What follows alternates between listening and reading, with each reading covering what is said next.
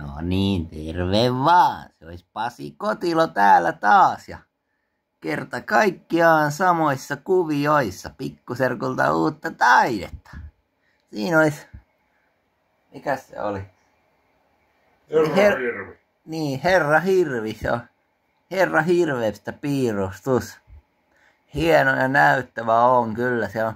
Jo tähdenlentojakin on ja kiva ilme sillä on, että siisti äijä tuo Herra Hirvi on. Katsokaa kanavaa vaan, se hienoja metsätyövideoita tekee, että Valtteri sanohan mitä mielessä.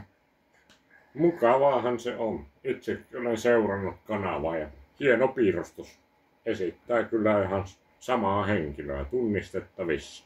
Ja mitä minä muistan, niin eikö sinulla ole vähän nuorempana Veikkosena ollut metsätyöstä kokemustakin tuollaisesta puiden kaatamisesta samalla tavalla?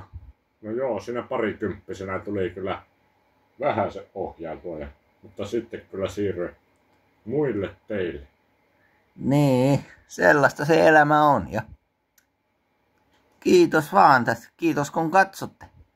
Ja tykkäätte näistä piirustuksista. Pikkuserkku on myös aina ihan iloinen, kun se kuulee kehuja. Kiitos.